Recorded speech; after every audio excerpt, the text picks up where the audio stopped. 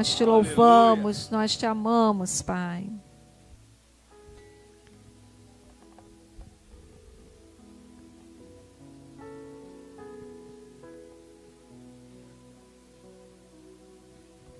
As crianças, vamos orar?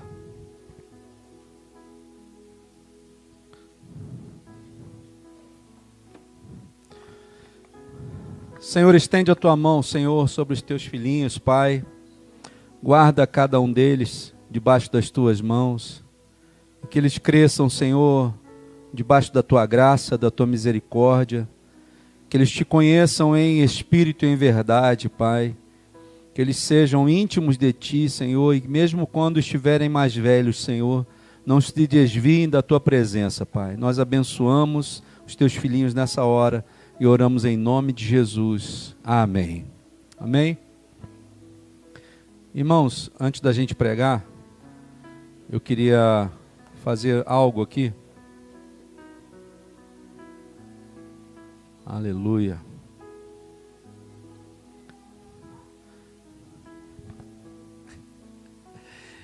Ficou bom já, né? Aleluia. Há muitos anos atrás, havia uma família que fazia parte da nossa igreja, né? Abençoada. E a gente sentia falta, mas a gente nunca deixou de orar, né? A oração do justo vale muito em seus efeitos. E aquilo que a gente pedia, que a gente orava, começou a ter resposta a partir desse ano, sabe? Tem coisas que às vezes você ora no mesmo dia, mas o Senhor não vai te responder no mesmo dia. Tem coisas que você ora no mesmo dia, Deus vai te responder no mesmo dia. Mas tem coisas que vai demorar um tempo, anos. E às vezes a gente perde a esperança, mas eu digo uma coisa para você. Não perca a esperança. Deus está ouvindo a oração. Ele tem um livrinho lá que ele anota tudo que você fala com ele. E ele anotou as orações que nós fizemos. E hoje, uma das orações que nós fizemos está sendo respondida aqui. Uma irmã nossa, muito querida, que fazia parte da igreja, está voltando a congregar conosco. Eu queria chamar a Consuelo para ser recebida novamente como membro da igreja. Vamos estar de pé, irmãos? Vamos estar de pé? Consuelo é uma irmã querida nossa que a gente ama, né? Não só a família dela aqui representada, o Luciano, o Guilherme, né? A sua, como é que é o nome dele? Lohane. Mas também tem aquela família que a gente está orando, né? A família que está lá guardada no coração, está lá, ainda vai chegar a hora, vai chegar o dia. O Senhor está movendo todas as coisas. E eu queria deixar uma palavra para você. Quando eu estava orando, a única palavra que o Senhor me trouxe foi aquela do filho pródigo. Conhece? Vocês conhecem a palavra do filho pródigo? O pai tinha 2 filhos. Eu vou resumir porque é grande, mas eu quero ler o texto que ele me mandou ler. O pai tinha 2 filhos. E um dos filhos resolveu pedir a herança do pai. Para ir embora. Para aproveitar a vida, para ver o que tinha, né? E quando ele foi para a vida, trabalhar, fazer a vida dele, ele não recebeu aquilo que ele esperava, né? Ele recebeu coisas que ele não queria. E muitas vezes, quando a gente faz algo, quando não é a orientação do pai, muitas vezes a gente vai receber coisas que a gente não quer. E o pai, mesmo estando triste, foi lá e distribuiu a herança para o filho, e o filho foi embora. Passaram-se os anos, quando o filho viu que ele já tinha perdido tudo que ele tinha, não tinha mais a quem recorrer, estava comendo comida que não era para comer. Ele disse assim: o que eu estou fazendo aqui? Eu tenho um lugar, eu tenho uma casa, eu tenho um pai. E talvez as dificuldades que às vezes ele estava enfrentando eram necessárias para ele entender que o pai dele o amava. O pai nos ama, né? E o pai nunca deixou de esperar o filho de volta. Diz a palavra que ele sempre estava olhando. E quando o filho resolveu voltar para a casa do pai, o pai já o viu de longe, chegando de novo. E o pai nem esperou ele descer, porque o filho tinha um plano, né? Eu vou chegar na casa do meu pai, vou dizer para ele: pai, me perdoa, porque eu pequei contra ti, eu quero pelo menos voltar a ser como os teus trabalhadores. Eu não preciso nem ser considerado teu filho, mas eu quero pelo menos ser como os teus trabalhadores. Ele fez aquele discurso, né? aquele ensaio. Mas quando o pai desceu para encontrar com ele, o pai não deixou nem ele falar. O pai foi, recebeu o filho de volta e disse esse versículo aqui. Que esse foi o versículo que o Senhor mandou separar para você. Lucas, capítulo 15, versículo 22. Mas o pai disse aos seus servos: depressa, tragam a melhor roupa e vistam nele. Coloquem um anel em seu dedo e calçados em seus pés. Tragam um novilho gordo e matem-no. Vamos fazer uma festa e alegrar-nos. Pois este meu filho estava morto e voltou à vida. Estava perdido e foi achado. E começaram a festejar o seu regresso. Isso é que é a vontade de Deus. A vontade de Deus é que a gente volte para a casa do Pai, para que a gente volte a fazer a vontade de Deus. Cada um de nós, um dia na nossa vida, aconteceu isso. Comigo aconteceu. Mas o Pai, Ele nunca deixou de nos amar, e nunca deixou de amar você, Consuelo. Como não deixou de amar os teus irmãos, não deixa de amar vocês. O que o Pai quer é que a gente entenda que Ele tem sempre o melhor para nós. A proteção está debaixo da mão do Pai, o sustento está debaixo da mão do Pai, o carinho, o amor está debaixo da mão do Pai, não é fora da mão do Pai. Aquele que entende isso, não é que você vai ser menor porque você voltou atrás, não. Muito pelo contrário, você vai ser mais do que abençoado, porque você reconheceu o seu erro, reconheceu que você precisa do Pai e voltou. É isso que interessa. O que ficou para trás, ficou. O que passou, passou. E aí eu ouvindo isso do Espírito Santo, ele me lembrou. Salmos capítulo 51, versículo 17. A um coração quebrantado e contrito não desprezarás, ó Deus. O que ele está enxergando em você é um coração quebrantado, contrito, que ele não vai desprezar. Isso serve para cada um de nós, você entende? Deus, ele te trata conforme você permite que ele te trate. O tratamento de Deus para nós é como se fosse de um pai para um filho, mas ele só vai fazer isso se você permitir. Eis que estou à porta e bato. Aquele que ouvir a minha voz, abrir a porta, eu entrarei e cearei com ele, ele comigo. Que porta é essa? É o seu coração. Você determina qual é a bênção para a sua vida. Sabia disso? Você que determina. Deus é sempre pronto a nos abençoar. A mão dele nunca está encolhida para não nos abençoar. Ele está com a mão estendida, mas você precisa entender que você tem que estar embaixo da mão dele. E hoje a Consuelo tomou uma decisão. Voltar para debaixo da mão do Pai. Amém? Você pode aplaudir o Senhor por causa disso? Louvado seja o nome do Senhor. Pedi a minha esposa para receber a Consuelo. Consuelo agora faz parte da igreja CCR Itaipava. E nós queríamos orar por ela. Amém? Vamos orar? Senhor, em nome de Jesus, estende a tua mão sobre a vida da Consuelo, Pai. Que tu venha, Senhor, se sentir honrado por essa decisão que ela tomou nessa noite, Pai.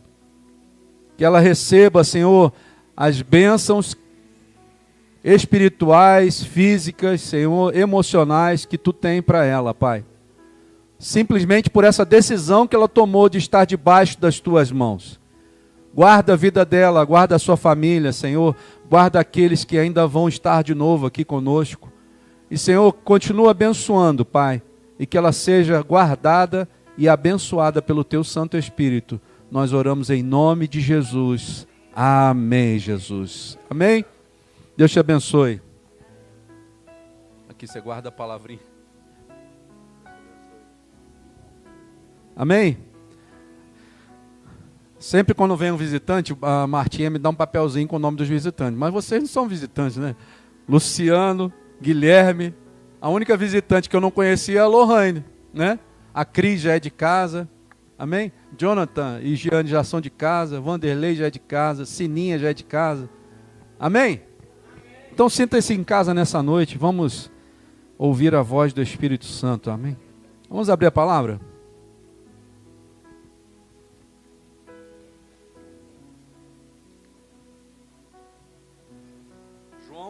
João capítulo 8, versículo 1 em diante. João capítulo 8, versículo 1. Diz assim: Jesus, porém, foi para o Monte das Oliveiras, e ao amanhecer ele apareceu novamente no templo, onde todo o povo se reunia ao seu redor. E ele se assentou para ensiná-lo. Os mestres da lei e os fariseus trouxeram-lhe uma mulher surpreendida em adultério, e fizeram-na ficar em pé diante de todos. E disseram a Jesus: Mestre, esta mulher foi surpreendida em ato de adultério. Na lei, Moisés nos ordena apedrejar tais mulheres. E o Senhor o que diz? Eles estavam usando uma pergunta como armadilha, a fim de terem uma base para acusá-lo. Mas Jesus inclinou-se e começou a escrever no chão com o dedo. Visto que continuavam a interrogá-lo, e ele se levantou e lhes disse: Se algum de vocês estiver sem pecado, seja o primeiro a atirar pedra nela. Inclinou-se novamente e continuou escrevendo no chão. Os que o ouviram foram saindo, um de cada vez, começando pelos mais velhos, e Jesus ficou só com a mulher em pé diante dele. Então Jesus pôs-se em pé e perguntou-lhe: Mulher, onde estão eles? Ninguém a condenou? Ninguém, Senhor, disse ela. Declarou Jesus: Eu também não a condeno. Agora vá e abandone a sua vida de pecado. Amém? Pode se assentar. Senhor, te louvamos nessa hora pela tua palavra, Pai. Te bendizemos, te agradecemos, Senhor, porque tem ainda falado conosco. E essa noite, Senhor, mais uma vez, tu tens se feito presente nesse lugar. O que nós te pedimos nessa noite, Pai, é que tu venha falar em particular com cada vida, Senhor.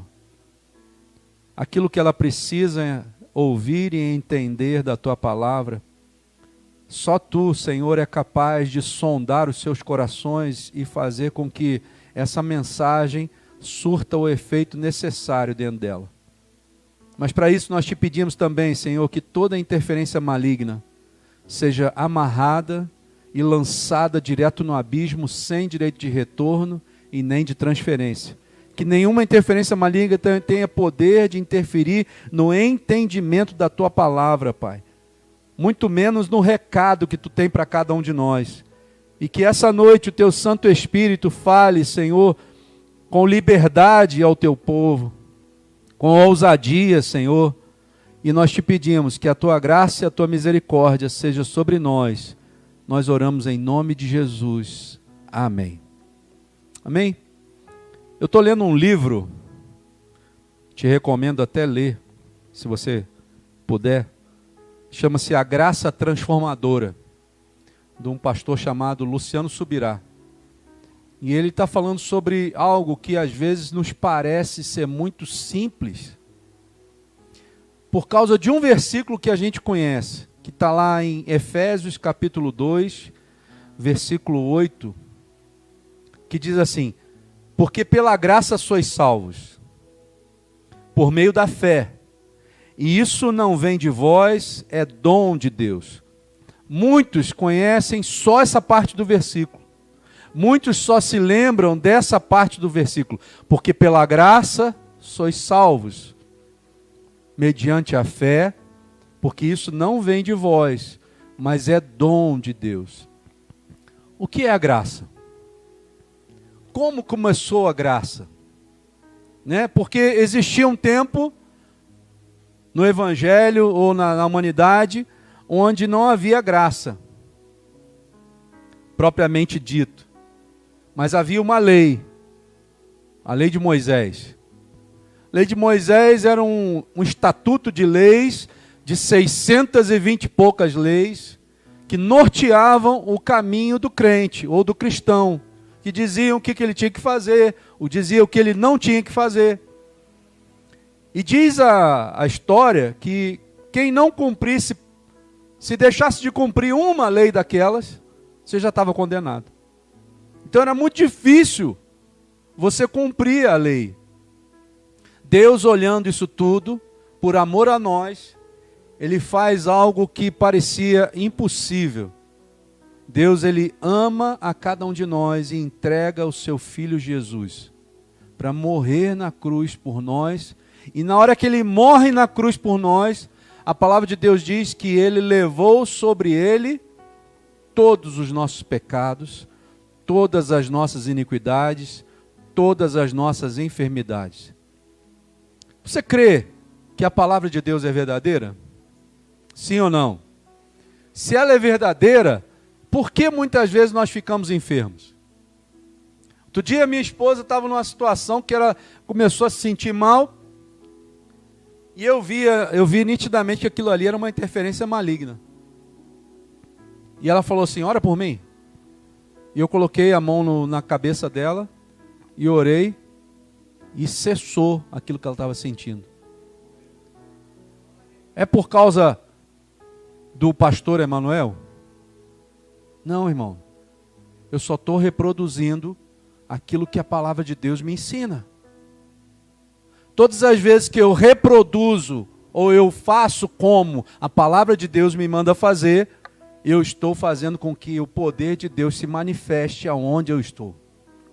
Assim é com você também. Se você está em Cristo Jesus, o poder que se manifestou em Jesus pode também se manifestar em você. Pastor Emanuel está dizendo que nunca mais você vai ficar doente? Não. Eu mesmo fiquei doente esses dias. Existem doenças que são enfermidades que vêm do mal, e existem doenças que são para nosso crescimento espiritual. Então tem coisas que às vezes vão acontecer com você, para ver como que você vai reagir. Deus começa um tratamento conosco, mas Ele vai fazer um teste, ou uma prova, para ver se você é aprovado. Quando você está no colégio, você não é assim? O professor vai lá e te ensina, passa a matéria, mas daqui a pouco ele vai fazer o quê? Uma prova. Para mim era o terror na hora de prova. Me dava dor de barriga, ficava nervoso. E é assim conosco às vezes, irmãos. Deus vai fazer uma prova com você, só que o Senhor, Ele não vai te avisar quando que vai chegar essa prova.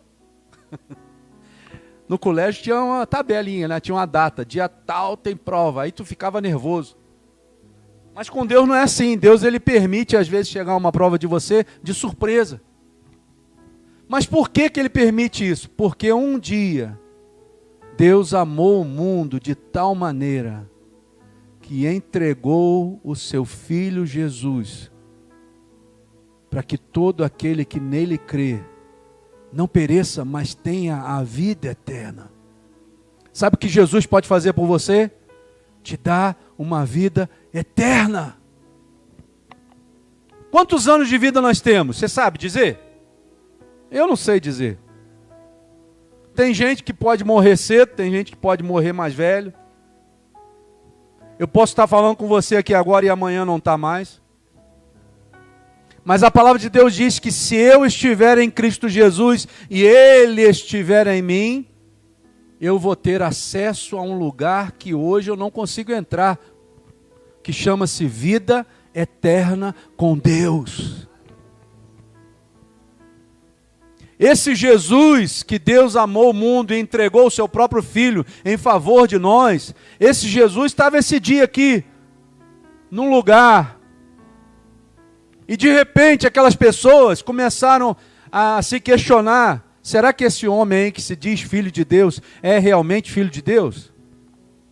Vamos colocar uma prova para ele, para ver se ele realmente vai passar nessa prova.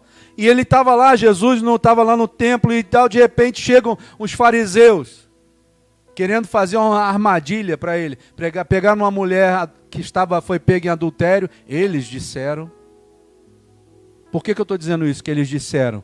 Porque só poderia se acusar alguém de adultério se estivessem os dois. E nesse momento aqui só trouxeram a mulher. O homem que estava com ela, que eles disseram que ela estava se adulterando, não estava ali. Muito provavelmente era um daqueles que estavam acusando ela. Então o que eu quero dizer com isso? O olhar e o julgamento do homem não é igual ao olhar e o julgamento de Deus.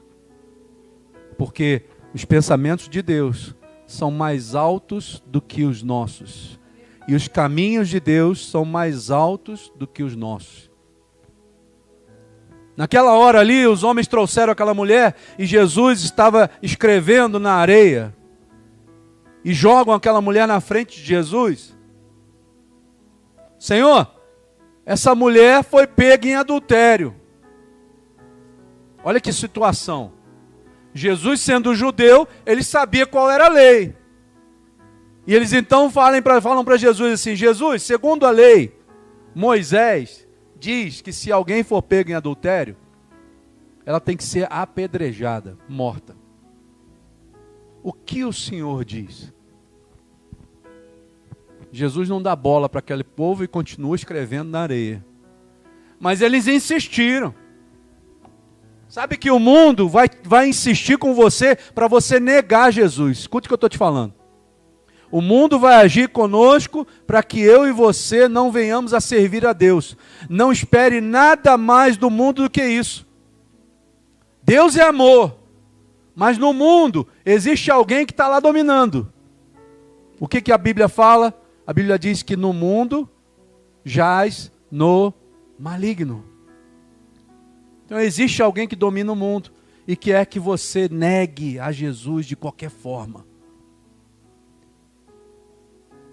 O mundo hoje está querendo fazer com que você não esteja na presença de Deus de qualquer maneira. Eu não sei quanto a você, mas eu tenho passado por muitas lutas. Mas muita luta. Segundo o nosso apóstolo, grau 10. Máximo. Mas às vezes, irmãos, a gente tem que passar por determinadas provas para ver aonde está o nosso coração. Onde está o seu coração? Seu coração está na igreja, seu coração está na família, seu coração está nos filhos, seu coração está nos seus bens, seu coração está no seu poder aquisitivo. Onde está o seu coração? Porque a Bíblia fala que se aonde estiver o meu coração, ali vai estar o meu tesouro. Ali vai estar a minha riqueza. Se o meu coração estiver em qualquer coisa dessas, a minha riqueza, uma hora, eu vou me voltar para ela.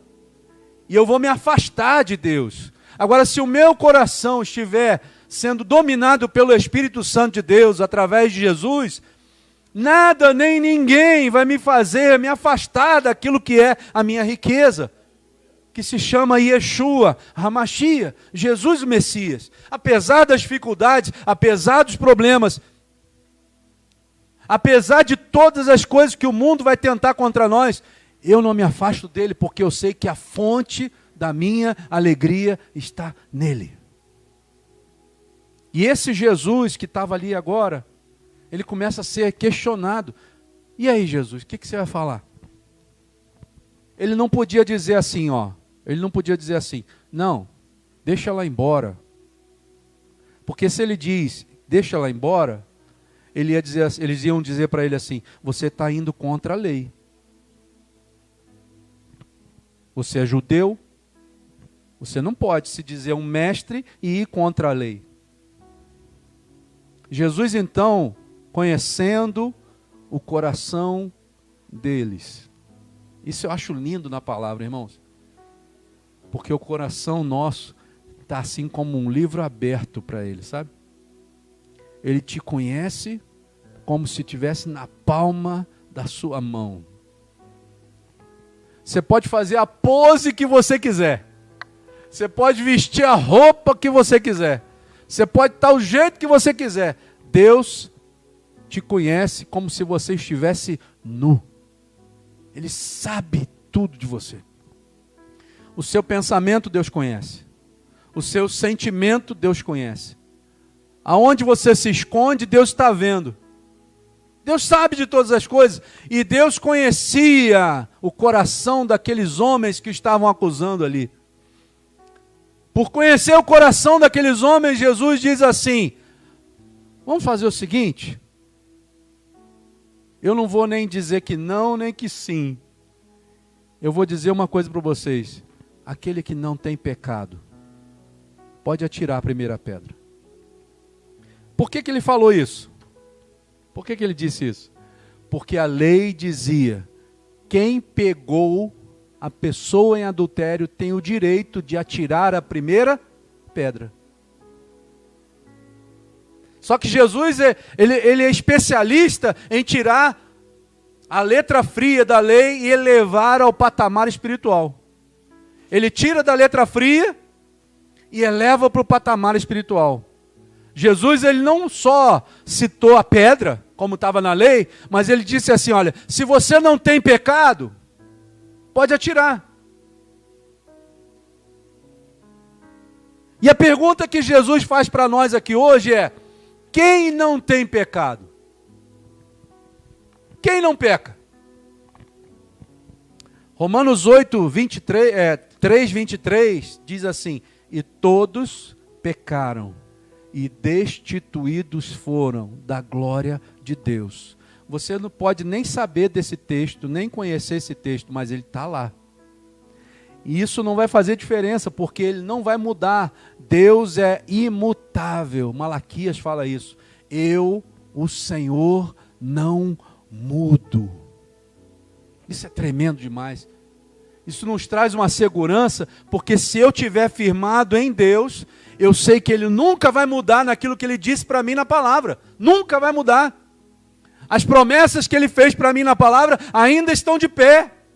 Aquilo que Deus me mostrou através da sua palavra ainda está de pé para mim e para você.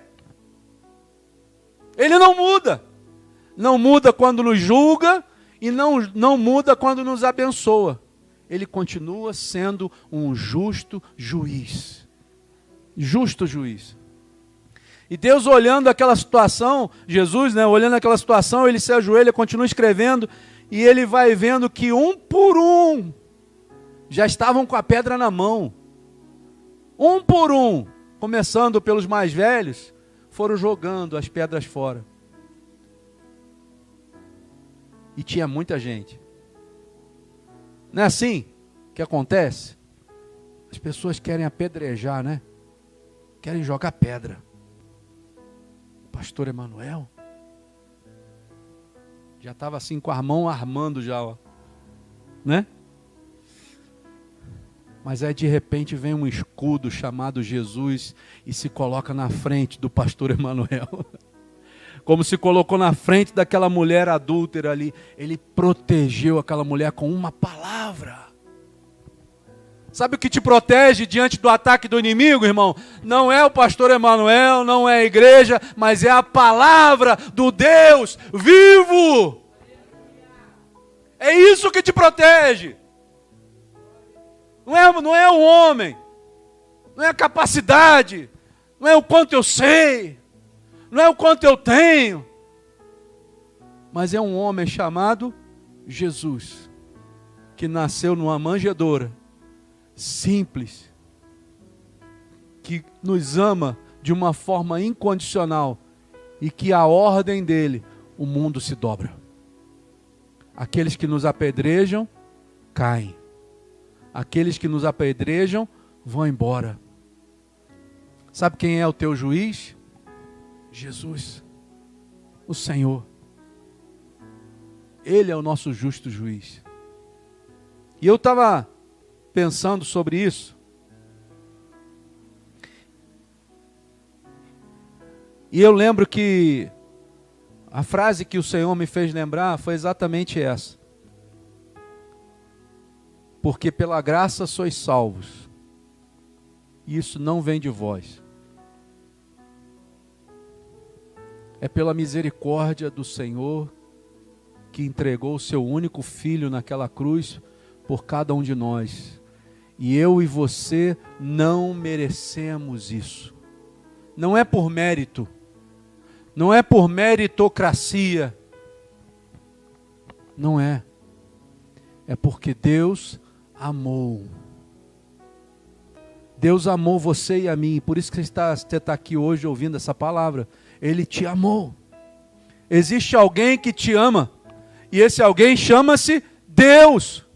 E Deus amou o mundo de tal maneira que entregou o seu único filho para que todo aquele que nele crê não morra, não pereça, mas tenha a vida eterna. Deus, ele quer fazer você entender que você tem uma vida nessa terra aqui limitada. Quantos anos dura uma geração? 80 anos? Tem gente que vai até um pouquinho mais, 100 anos, 100 e poucos anos. Mas não passa disso. Agora, se você entender que Deus, através do seu Filho Jesus, te deu uma oportunidade de ter uma vida eterna, por que você troca isso pelas coisas desse mundo? Por quê? Porque você não entendeu o que tem valor e o que tem preço. Tem coisas que têm preço, tem coisas que têm valor. Jesus tem valor. É muito diferente do ter preço.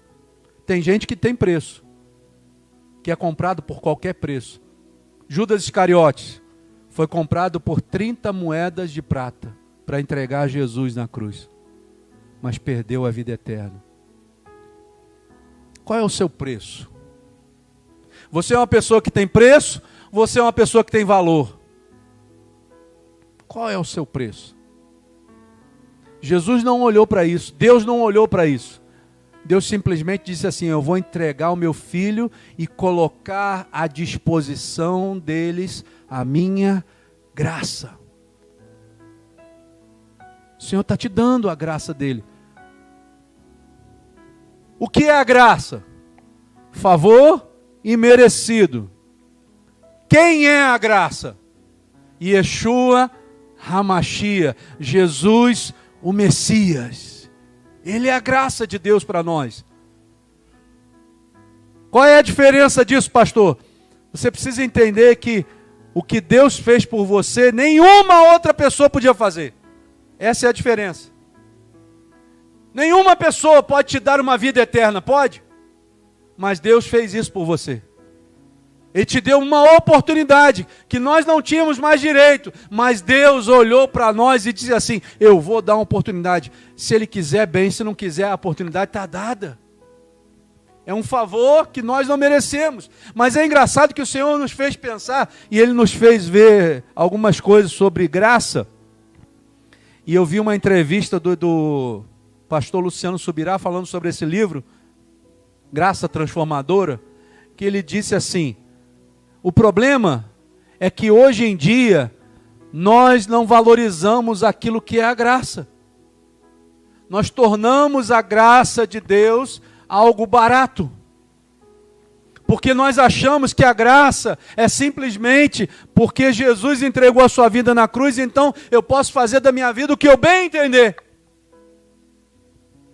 E não é assim. A graça não é de graça. Você entende? Aí ele citou um teólogo alemão, que ele falou uma frase que eu achei linda. Ele disse assim: uma graça que nos livra da condenação do pecado, mas não do poder do pecado, é uma graça barata. O que significa isso? Uma graça que nos livra da condenação do pecado, mas não nos livra do poder do pecado, é uma graça barata. Ele está dizendo para nós que se você crê que Jesus foi na cruz por você, para te dar vida eterna, mas isso para por aí, você não vai conseguir chegar até o final. Não vai conseguir. Agora, se você entende que a graça começa com Jesus, mas não termina por aí, ela entra num processo, aí você vai entender que o processo de transformação, para você um dia entrar nos céus, ele é contínuo.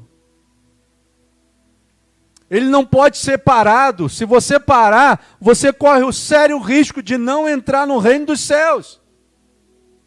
Existe uma corrente que diz assim, corrente teológica, que diz assim: uma vez salvo, salvo para sempre. Mas isso não está certo, irmãos. A salvação é eterna, sim, a salvação é eterna. Mas se você não entender a graça de Deus, pode acontecer que no meio do caminho, a sua salvação seja, o seu processo de salvação seja interrompido.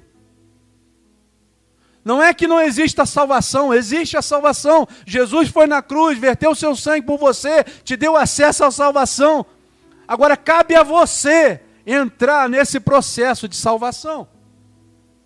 A graça nada mais é do que a glória de Deus manifestada na nossa vida. A bênção de Deus manifestada na nossa vida. Eu queria ler para você alguns textos que vão embasar aquilo que eu estou te dizendo aqui. Romanos, capítulo 8, versículo 1 diz assim: portanto, agora nenhuma condenação há para os que estão em Cristo Jesus e que não andam segundo a carne, mas segundo o Espírito. Então existe uma confusão aí no mundo. Quando a gente ouve esse versículo, diz assim: agora nenhuma condenação há para os que estão em Cristo Jesus. Mas o versículo continua, irmãos. Que não andam significa movimento. Quando você coloca o verbo andar nessa parte, né, gerúndio, mãe? Andam. Presente. Professor de português tem que perguntar, né? Que senão a gente erra aqui, fica ruim, não fica? Andam significa que existe ainda um movimento. Então ele está dizendo assim, que não andam. Ou seja, eu não vou estar junto, andando, caminhando, segundo a carne. O que significa isso? Eu não vou estar praticando pecado. Eu não vou fazer da minha vida uma prática de pecado. Então ele está dizendo assim, olha, nenhuma condenação há para os que estão em Cristo Jesus, mas os que não andam segundo a carne. Então existe um porém aí. Não há condenação só para aqueles que estão continuando a andar em Cristo Jesus.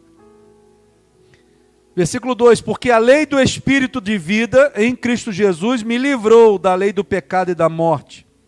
Porquanto o que era impossível à lei, visto como estava enferma pela carne, Deus, enviando o seu Filho em semelhança da carne, do pecado, pelo pecado condenou o pecado da carne. Que coisa louca isso, né? Difícil até de entender, não é? Está dizendo que Deus, Ele amou tanto você, que Ele enviou Jesus, que também era Deus, para ser colocado num corpo, virar homem, e vir aqui num corpo que é pecado, para tirar você do pecado da carne.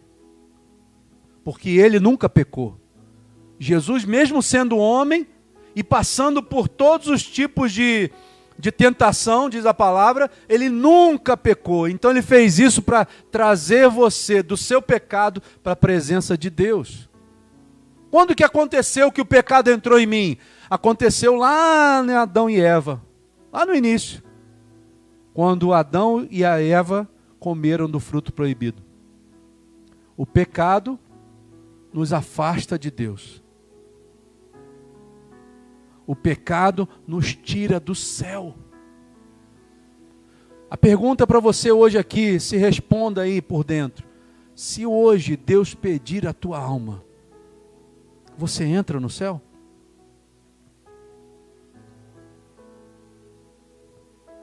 Esse silêncio não é bom, né?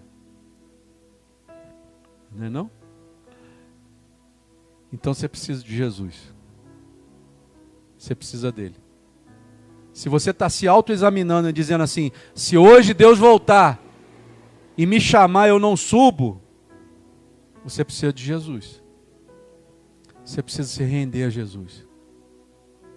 Mas não é simplesmente dizer assim, Senhor, Jesus, Tu és o meu único e suficiente Salvador. Eu agora, a partir de hoje, eu vou te adorar, te bendizer, Não, não é só isso. Jesus está dizendo que Ele precisa ver em nós uma atitude de fé. Eu preciso mostrar para Deus que eu não quero mais viver naquele mundo podre que eu vivia. Eu estou falando desse jeito aqui, irmãos, porque eu sei quem eu era. Eu sei quanto Emanuel era podre. E eu sei de onde Deus me tirou. Eu vou te falar uma coisa. Eu não sou perfeito, nem você. Cheio de pecado.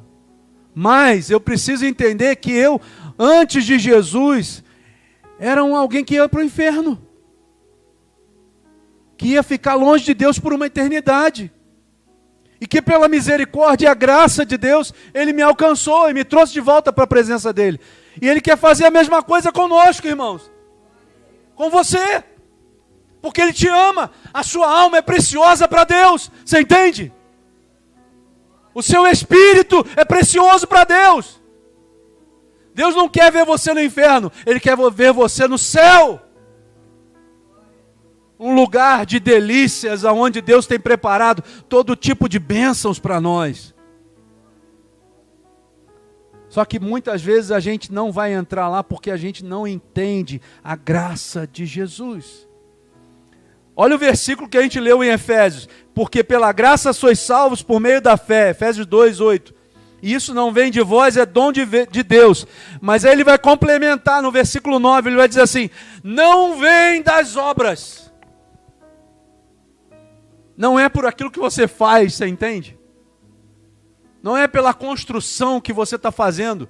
Porque ele está dizendo assim, ó, não vem pelas obras, para que ninguém se glorie. Senhor, você tem que me levar para o céu, porque eu sou bom pra caramba. Deus vai olhar para você, você está muito enganado comigo. Você não vai entrar no céu, mas nem, que eu já tive um lá parecido com isso aí, você não vai entrar assim. Mas ele continua dizendo no versículo 10, porque somos feitura sua, ou seja, criados em Cristo Jesus para as boas obras.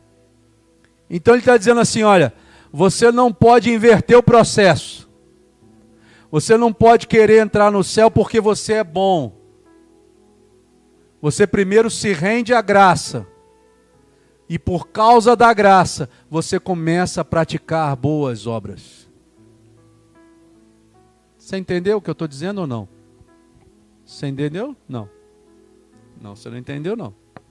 Se você tivesse entendido, você estava reagindo de outra forma. Jesus está dizendo para nós, olha, você foi criado à minha imagem e à minha semelhança. E eu não criei você para o pecado. Quem colocou o pecado no mundo foi o diabo. Ele que foi lá e enganou a Eva, e Eva desobedeceu o Senhor, e pela desobediência o pecado entrou no mundo. Só que Deus, Ele amou você de tal forma que Ele fez o que parecia impossível, trouxe Jesus à vida como um homem. Antes nós éramos feitura dele, agora Deus é como nós. Andando nessa terra como nós andamos, respirando como nós respiramos, tendo as dificuldades que nós temos. Dormia com a cabeça encostada na pedra. Sabe por causa de quê que Deus fez isso? Por causa de amor a você. Porque você é precioso. Você é preciosa para Deus. E o diabo está aí tentando te enganar, que você não vale nada. Que você tem que continuar vivendo essa sua vida, para que um dia você não entre no céu. Mas Deus está dizendo para você, aquele que se arrepender dos seus pecados, eu não me lembrarei mais deles. O que é arrepender? Arrepender não é a mesma coisa que remorso. Remorso é uma tristeza momentânea que você teve e que aquilo te traz alguma pequena dor, mas no dia seguinte você continua a fazer tudo de novo, e tudo de novo, e tudo de novo, e tudo de novo. E toda vez que você faz isso, a palavra de Deus diz que você leva Jesus na cruz de novo. Quantas vezes você vai levar Jesus na cruz por causa do seu pecado intermitente? Mas arrependimento é diferente. Arrependimento é sim uma dor profunda. Mas não é porque eu fiquei chateado com aquele pecado, não. A dor profunda é porque eu entristeci a Deus com os meus atos, as minhas atitudes. E Deus, quando olhou para mim e me viu pecando, Ele se sentiu triste. Porque Ele disse assim, Ele não entendeu quem Ele é. Ele não entendeu quem Ele é. O pecado nos engana. O diabo tenta nos enganar o dia inteiro, todo dia. Mas Jesus nos mostra quem realmente nós somos. Emanuel, ele falou para mim, se você continuar mentindo, eu não vou poder te usar. Foi essa frase que eu ouvi de Deus, e eu nunca mais me esqueci disso. Eu era um obreirozinho, de terno e gravata, na igreja, com pose de crente, com roupa de crente, mas eu era como um sepulcro caiado por dentro, onde tudo dentro de mim estava morto, porque Deus não vivia em mim. Deus não quer isso de você, irmão, minha irmã. Deus quer que você seja filho, filha de Deus, porque só filho conhece os desejos e os sentimentos do Pai. Só filho suporta as palmadinhas do Pai. Só filho suporta as puxadas de orelha do Pai. É ou não é verdade? Agora, se eu não sou filho, na primeira vez que Deus falar comigo mais duro, eu diz assim, ó, estou de mal com você, eu vou embora. Deus não quer mais isso. Até porque, irmãos, os dias são breves. Jesus está voltando. E o que vai ser da sua alma? E para quem será a sua alma? Jesus está olhando para nós e está pensando assim, até quando, meu Deus? Até quando? Eles não vão entender isso. Mas o amor de Deus hoje está sendo derramado sobre a sua vida, você sabia disso? Porque Deus ama aqueles a quem Ele disciplina. Ele diz para nós, olha, presta atenção, porque o caminho que você está tomando é um caminho de morte. Eu coloco diante de você agora uma alternativa, um caminho melhor. E esse caminho chama-se Jesus. Jesus disse, eu sou o caminho, a verdade e a vida. E ninguém vem ao Pai se não for por mim, Jesus disse. Existe um caminho para chegar ao céu. E esse caminho chama-se Jesus. Não há outro caminho. Né? Existe uma teoria enganosa que diz assim, todos os caminhos levam a Deus. Mentira! Mentira deslavada do diabo. Só existe um caminho que leva a Deus, E esse caminho chama Jesus, o Nazareno. Só Ele pode salvar a nossa vida.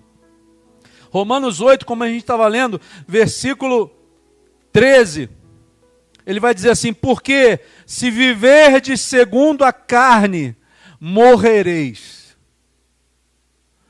Mas se pelo Espírito mortificardes as obras do corpo, vivereis. O que ele está querendo dizer com isso, irmão? Vamos ler lá desde o início? A gente leu até o versículo 3, não foi isso? Porque o que era impossível à lei, Romanos 8, 3. Porque o que era impossível à lei, visto que estava enferma pela carne, Deus enviou seu Filho em semelhança da carne, do pecado. Pelo pecado, condenou o pecado na carne. Versículo 4. Para que a justiça da lei se cumprisse em nós, que não andamos segundo a carne, mas segundo o Espírito, porque os que são segundo a carne inclinam-se para as coisas da carne, mas os que são segundo o Espírito, para as coisas do Espírito. Qual é a tendência da sua vida? Para onde você vai mais? Faça um balanço aí, você pode fazer um balanço de si mesmo. As suas atitudes são mais coisas da carne ou são mais coisas do Espírito? Você está mais tempo com Deus ou você está mais tempo com as coisas do mundo? Ele está dizendo para nós aqui exatamente isso, ó, porque os que são segundo a carne inclinam-se para as coisas da carne, mas os que são segundo o Espírito são para as coisas do Espírito. Porque a inclinação da carne é morte, mas a inclinação do Espírito é vida e paz. Vida e paz. Versículo 7, porque a inclinação da carne é inimizade contra Deus, pois não é sujeita à lei de Deus, nem em verdade o pode ser. Portanto, os que estão na carne não podem agradar a Deus. Você entende o que eu estou te dizendo nessa noite aqui, irmão? Você está aqui num ambiente onde você está procurando algo de Deus, ou não? Então Deus está dizendo assim, se você quer encontrar algo de Deus, você precisa entender o que é a lei de Deus. Deus está dizendo, portanto, os que estão na carne não podem agradar a Deus. Andar nas coisas que esse mundo nos proporciona não agrada a Deus em nada.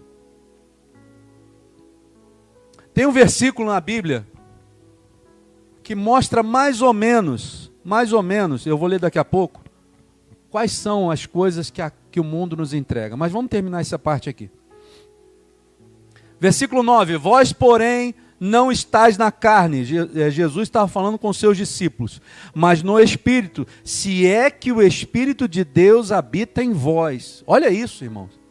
Mas se alguém não tem o Espírito de Cristo, esse tal não é dele. Jesus estava falando para os discípulos, mas ele estava dizendo assim, vocês... Vou parafrasear, tá? Jesus está dizendo assim, estilo Emanuel. Vocês eu acho que vocês são meus. Eu acho. Mas se vocês não são, mesmo sendo, se vocês não são, mesmo estando mostrando a aparência de ser, Jesus está dizendo que esse tal não é dele.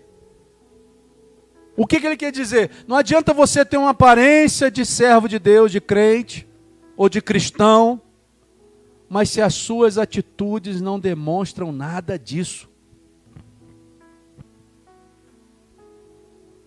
Não adianta. Porque aquele que conhece e sonda os corações, ele está sondando o seu coração, está vendo o que se passa na sua mente. Eu, pastor Emanuel, não consigo ler sua mente, não consigo ver o seu coração. Mas o Deus que eu sirvo, que você diz que serve, ele sonda dentro de você.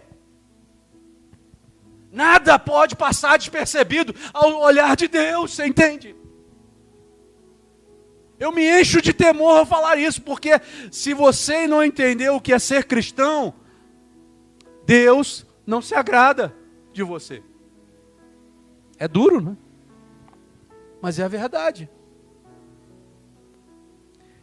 Versículo 10, e se Cristo está em vós, o corpo, na verdade, está morto por causa do pecado, mas o espírito vive por causa da justiça. E se o espírito daquele que dentre os mortos ressuscitou a Jesus habita em vós, aquele que dentre os mortos ressuscitou a Cristo também vivificará os vossos corpos mortais, pelo seu espírito que em vós habita. Olha que tremendo isso. Ele está dizendo assim, olha, se vocês são aqueles que vocês dizem que são, se o Espírito de Deus realmente habita dentro de vocês, mesmo que o corpo seja mortal, o Espírito de Deus vai fazer com que você seja vivo na presença dEle. O Espírito de Deus vai começar a falar com o seu espírito.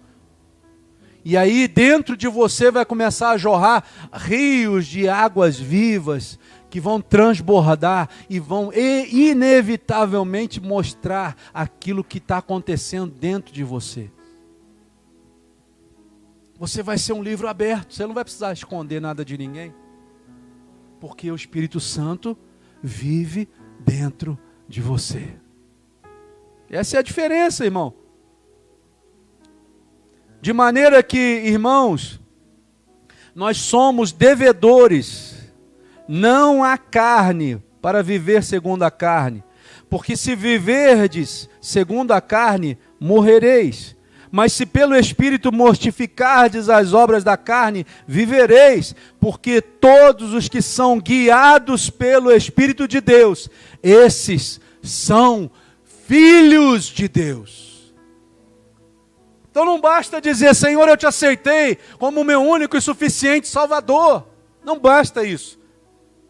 Quem é realmente filho de Deus é aquele que é guiado pelo Espírito Santo de Deus.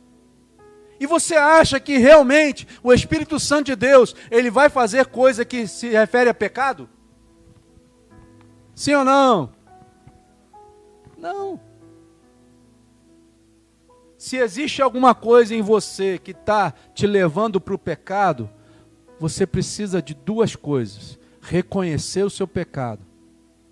Reconhecer significa arrepender-se dos seus pecados. E agora deixar de ser guiado pelo mundo e ser guiado por Deus. Isso muda a nossa trajetória, irmãos.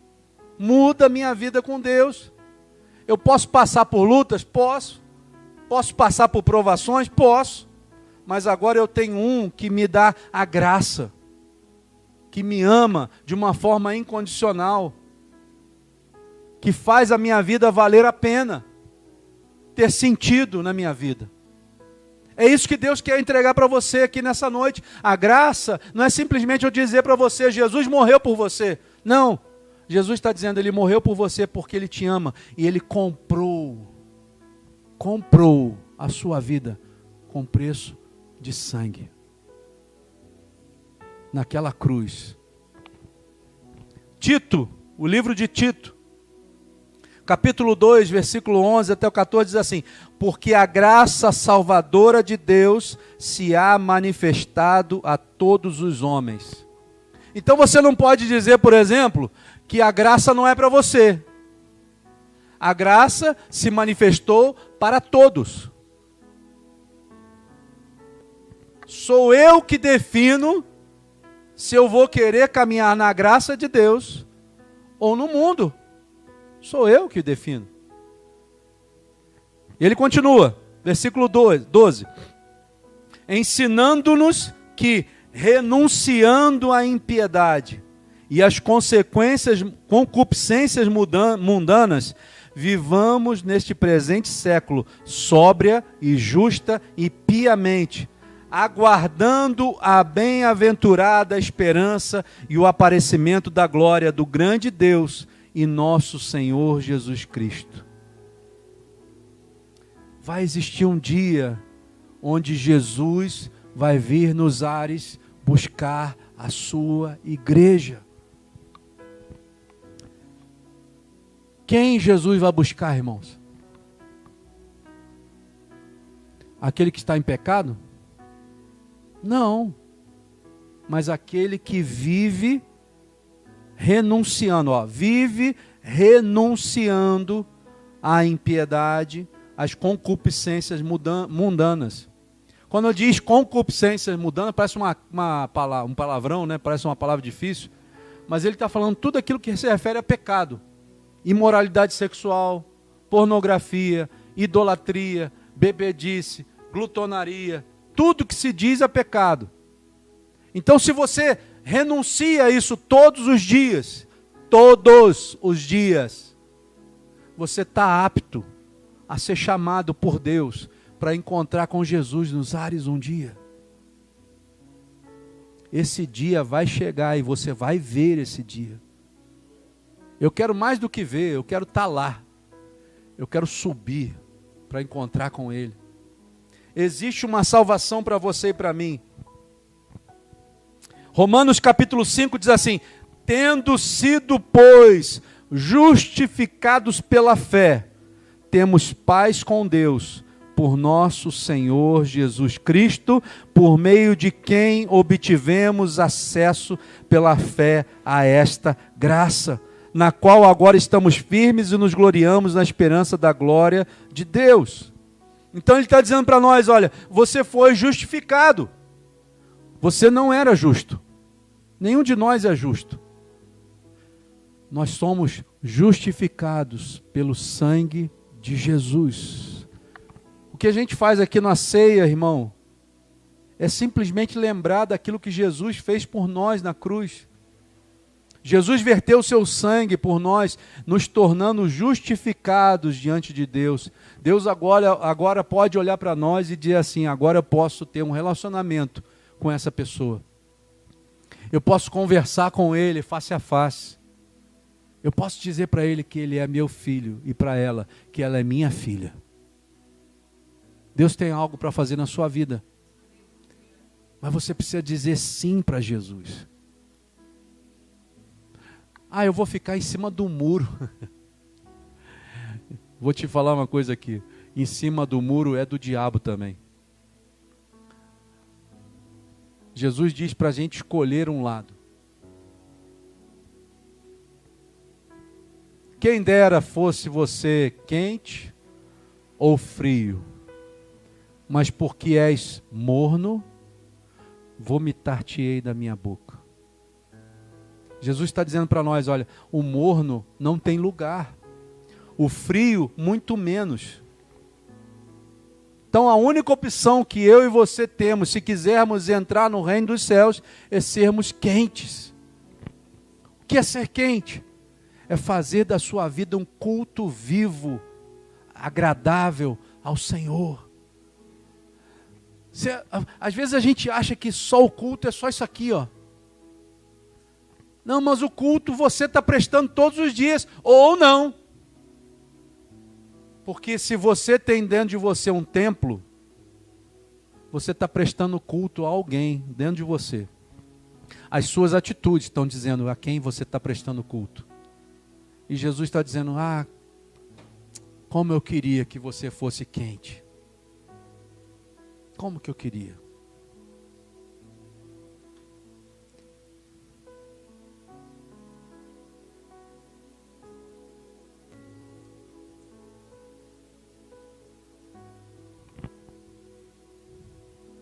Hebreus, capítulo 3, vai dizer assim, vede, irmãos, que nunca haja em qualquer de vós um coração mau ou infiel, para se apartar do Deus vivo.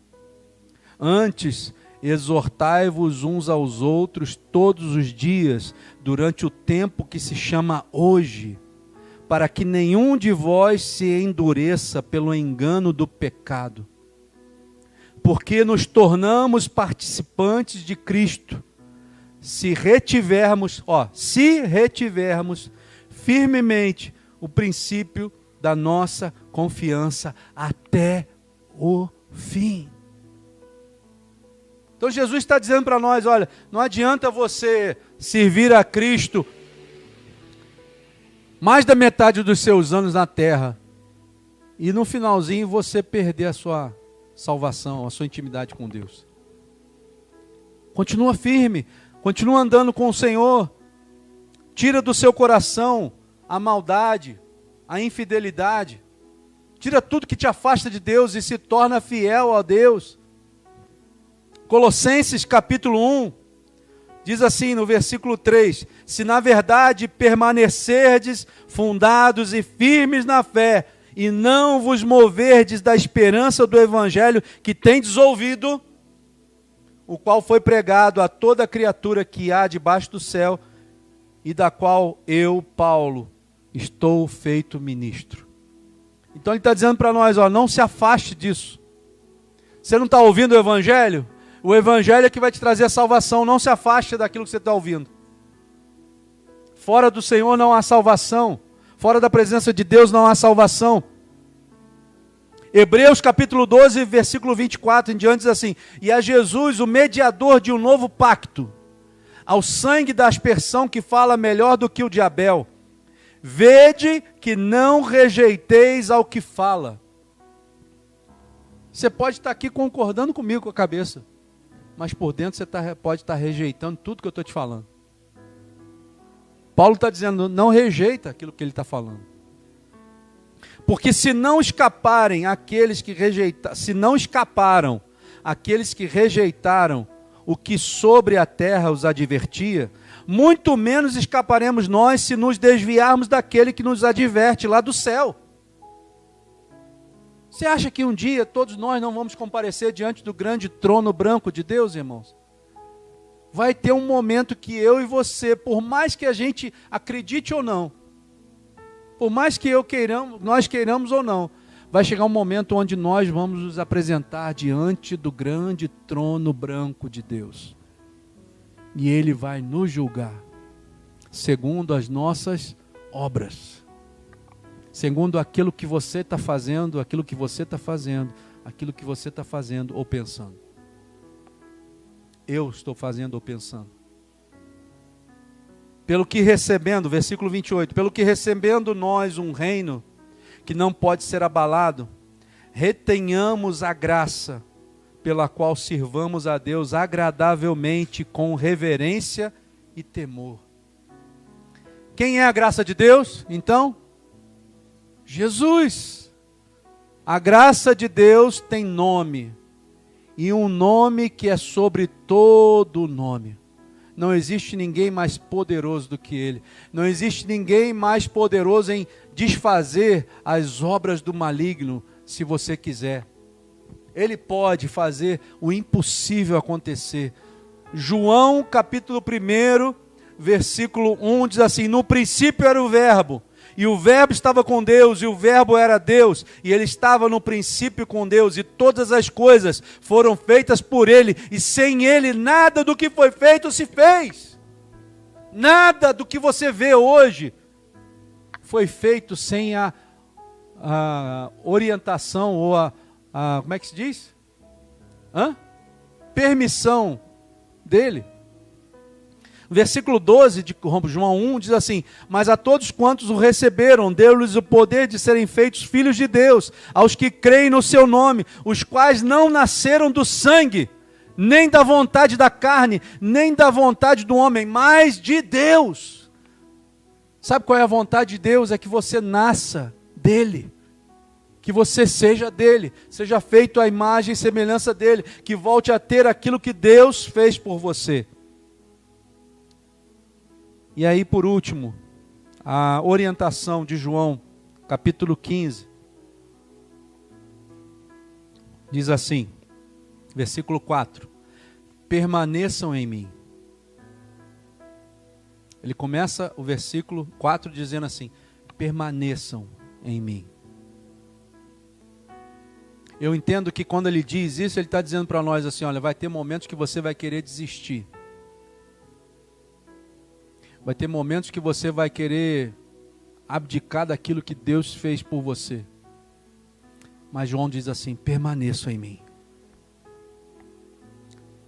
E ele vai complementar, e eu permanecerei em vocês. Nenhum ramo pode dar fruto por si mesmo, se não permanecer na videira. vocês também não podem dar fruto se não permanecerem em mim. Aí Jesus vai explicar. Eu sou a videira. Vocês são os ramos. Se alguém permanecer em mim e eu nele, esse dá muito fruto. Você quer dar fruto? Não, só a Rosângela e a pastora Lina que querem dar fruto? Não, não pode, irmão. A igreja tem que querer dar fruto. Você não entendeu a pergunta. Você quer dar fruto? Então permaneça em Cristo. E deixe que Cristo permaneça em você. Se alguém permanecer em mim, Jesus falando, ó, e eu nele, esse dá muito fruto.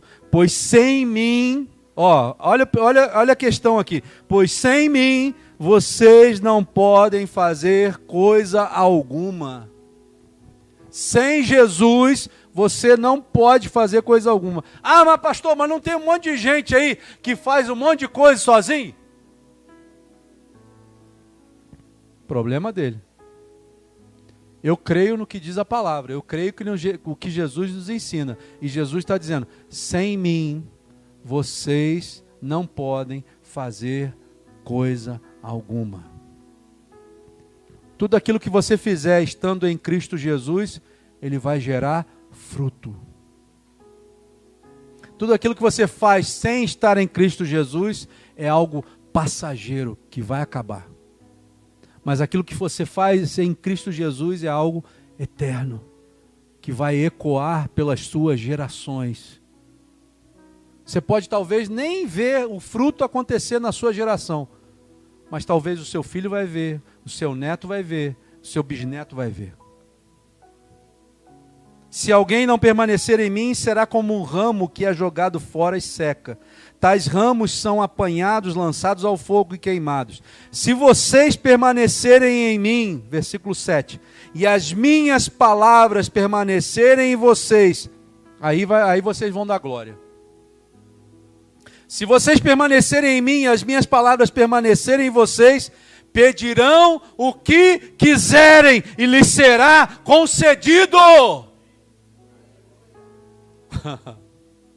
Jesus está dando uma abertura para você e você não entendeu. Se você permanecer em mim e eu permanecer em você, as minhas palavras permanecerem em você, pedirão o que quiserem e lhe será concedido. Irmão, meu Pai é glorificado pelo fato de vocês darem muito fruto, e assim serão meus discípulos. Sabe, Deus ele quer fazer a sua vida algo diferente. Eu não sei se você está satisfeito com a vida que você está vivendo.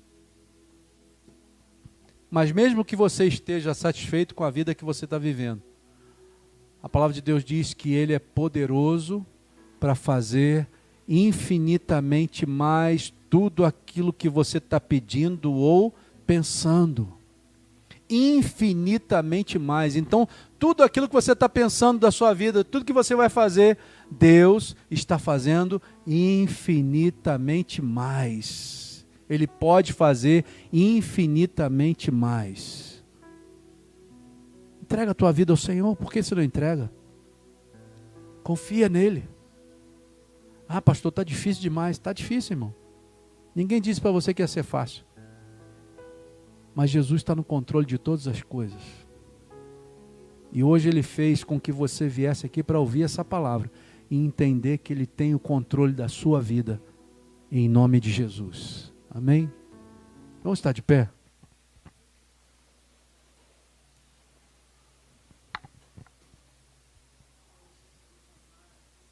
Você pode ficar no seu lugar, nós vamos pedir aos diáconos aqui, o Fernando e a Rosângela, para passarem aqui o suco da videira e o pão. Ah, pastor, eu não sei quem é que vai participar da ceia, quem não vai participar da ceia. Nós entendemos que a ceia não é nossa. A ceia é do Senhor Jesus. Se você entender que... Peraí, Fernando, só um minutinho. Se você entender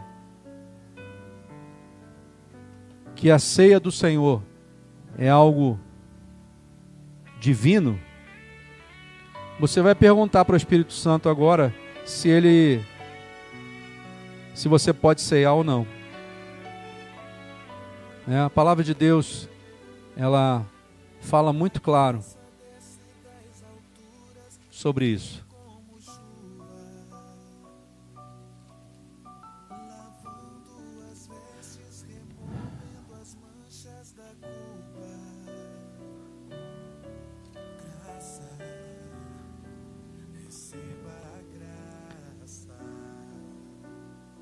Versículo 1 Coríntios capítulo 10, ele diz assim, ó: portanto, meus amados, fugi da idolatria. Falo como a entendidos, julgai vós mesmos o que digo. Porventura o cálice da bênção que abençoamos não é a comunhão do sangue de Cristo? O pão que partimos não é porventura a comunhão do corpo de Cristo? Porque nós, sendo muitos, somos um só pão e um só corpo, porque todos participamos do mesmo pão. Baixa um pouquinho, Marco. Vede a Israel segundo a carne. Os que comem os sacrifícios não são porventura participantes do altar? Mas o que digo? O ídolo é alguma coisa, ou que o sacrificado ao ídolo é alguma coisa? Antes digo que as coisas que os gentios sacrificam, as sacrificam aos demônios e não a Deus. E não quero que sejais participantes com os demônios.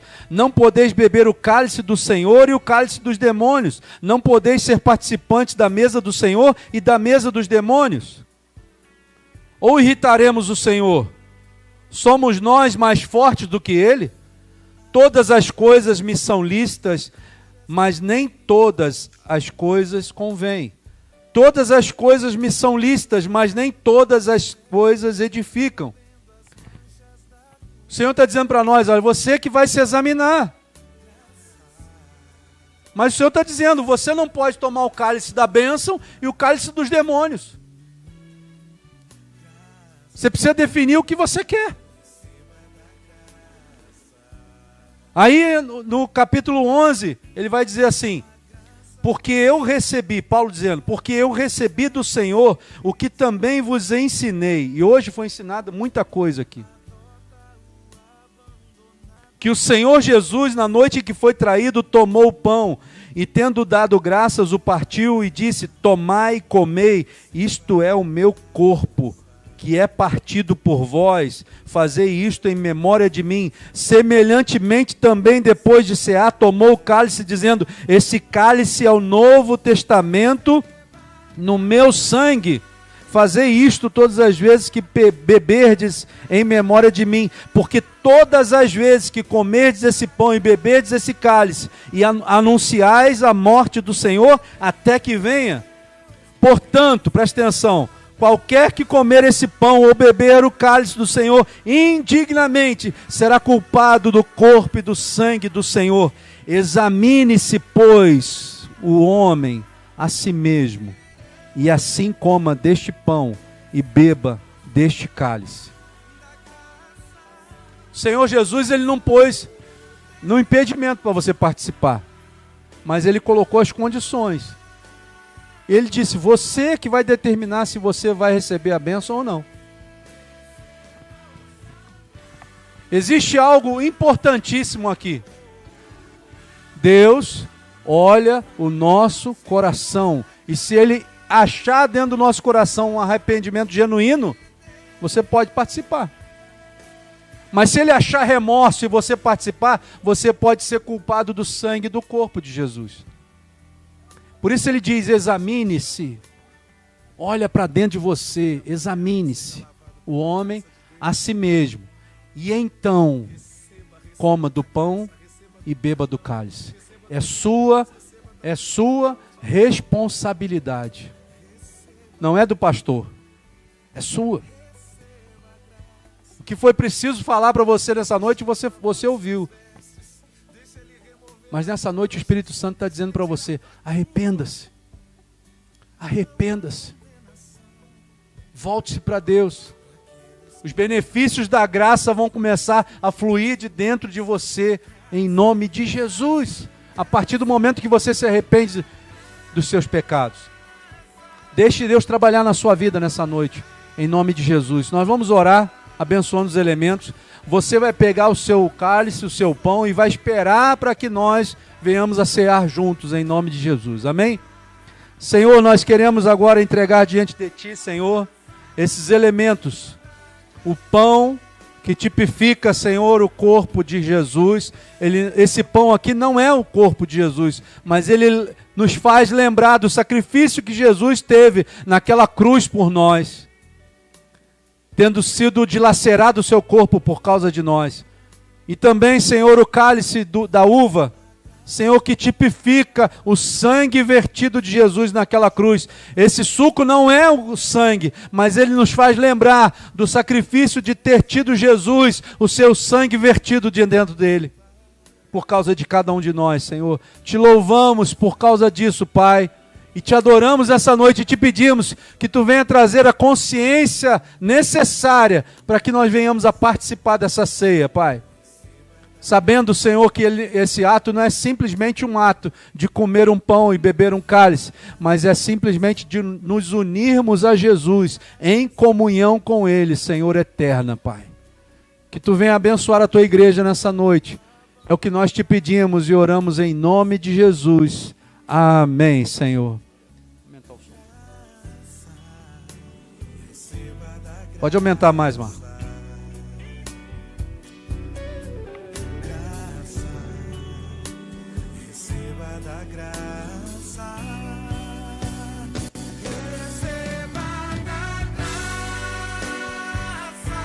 Receba da graça do Senhor nessa noite. Receba da graça do Senhor nessa noite. Oh, Senhor Deus, te louvamos, Senhor, na beleza da Tua santidade, Senhor.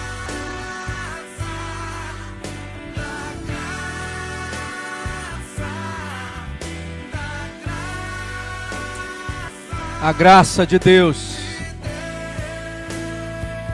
Oh, Senhor Deus.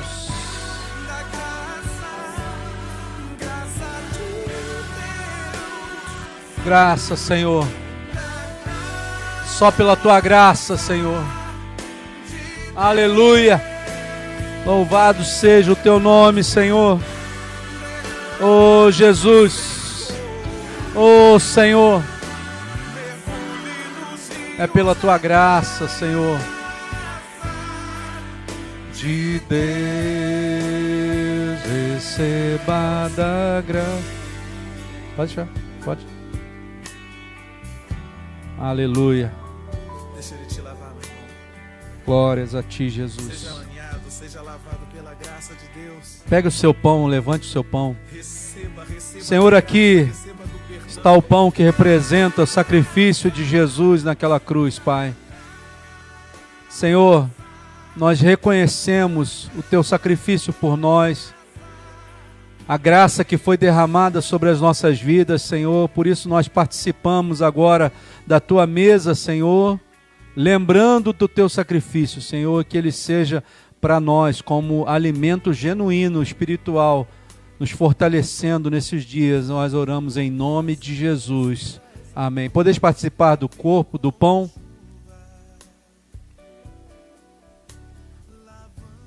Levante seu cálice. Senhor, aqui também está um cálice da uva, da videira. E a Tua palavra diz, Senhor, que Tu és a videira verdadeira e nós somos os ramos, Senhor. Nós queremos, Senhor, nessa hora, Senhor, dizer que o sangue, o sacrifício do Teu sangue naquela cruz não foi em vão, Senhor. Nós estamos aqui reconhecendo o Teu poderio, Senhor, e entendendo que através do sangue do Teu Filho Jesus, Pai, naquela cruz, nós recebemos vida e vida em abundância, Pai. Te louvamos por isso, Senhor, e queremos participar da Tua mesa, tomando o cálice, Senhor, da tua salvação, Pai, do Novo Testamento, para termos uma nova aliança contigo, é o que nós te pedimos e já te agradecemos em nome de Jesus. Amém. Podeis participar do cálice. Louvado seja o teu nome, Senhor. Louvado seja o teu nome, Jesus. Louvado seja o teu nome, Senhor. Bendito seja o teu nome, Senhor. Louvado seja, Senhor. Obrigado, Pai. Obrigado por ter entregue Jesus naquela cruz por nós. Aquele sacrifício nos traz vida hoje, Senhor. Bendito sejas tu, Senhor. Bendito sejas tu, Jesus. Aleluia. Aleluia. Aleluia. Glórias a ti, Jesus. Glórias a ti, Senhor. Glórias a ti, Jesus. Aleluia. Amém. Baixa um pouquinho, Marcos. Amém. Irmãos, Deus quer fazer uma grande obra na sua vida. É só você permitir, em nome de Jesus. Amém. Eu queria... Cadê minha esposa? Tem algum recado?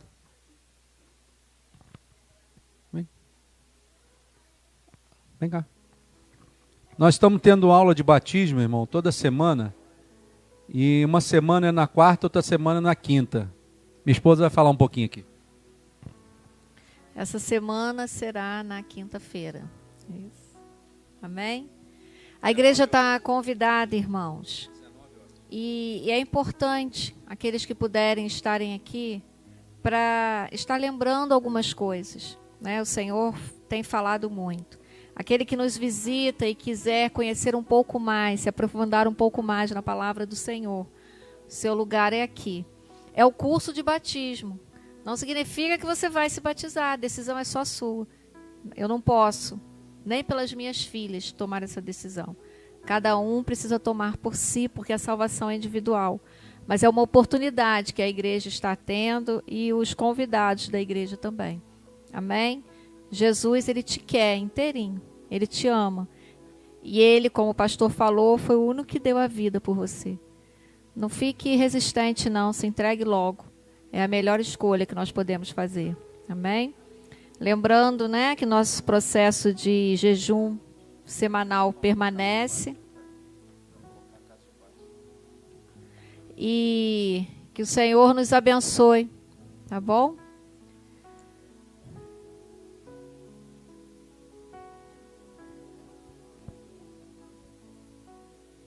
Amém, irmãos? Deus abençoe. Irmãos, eu tenho aqui um calendáriozinho, só tem 4. Eu vou separar. Já receberam? Já? Tem uma que é da Consuelo, está separada aqui. E vai ter 3 aqui para você pegar. Eu não vou nem ver que se você pegou. Você vem aqui. Você vê? A maioria já recebeu, né? Já tem, Cris? Não? Então, tem uma da Consuelo e da Cris aqui. Sobrou 2, hein? Amém? Deus abençoe, graça e paz. Que Deus te abençoe.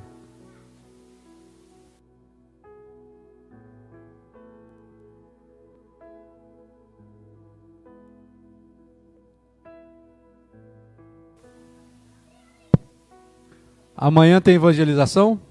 Que horas? Amanhã, vai ser aqui? Amanhã aqui na frente da igreja, 15 horas amanhã, evangelização. Irmãos, a evangelização não é para 3 pessoas só não. Hã? Quê? Ah, não, vou fazer. A evangelização não é só para 3 pessoas não, tá, irmãos? A evangelização é para a igreja inteira. Então, se você tem disponibilidade, tem gente que não tem disponibilidade, é diferente. Mas se você tem disponibilidade de estar aqui, venha para nos ajudar. Se você não tem disponibilidade, peça os convitezinhos, que nós vamos deixar os convites com você e você vai entregar onde você estiver. Se você está no teu trabalho, você entrega no teu trabalho. Se você está no colégio, sei lá onde, você entrega onde você estiver, tá bom? Mas se você tiver disponibilidade, vem aqui evangelizar conosco em nome de Jesus. Amém? Vamos encerrar, irmãos. Quase que eu esqueço, o Fernando me lembrou. Senhor, te agradecemos pela tua graça sobre nós, te louvamos nessa noite. Te pedimos, Senhor, que tu venha guardar as nossas vidas, Senhor. debaixo das tuas mãos, e que a tua graça seja sobre nós, Senhor, em todo o tempo. Que nós venhamos a andar contigo, Senhor, nos fortalecendo em ti, fazendo a tua vontade. É o que nós te pedimos e oramos em nome de Jesus. Amém, Senhor. E que o Senhor te abençoe e te guarde. Que o Senhor faça resplandecer o seu rosto sobre ti e tenha misericórdia de ti. Que o Senhor sobre ti levante o seu rosto e te dê a paz, hoje e para todos sempre. Amém, Jesus. Amém?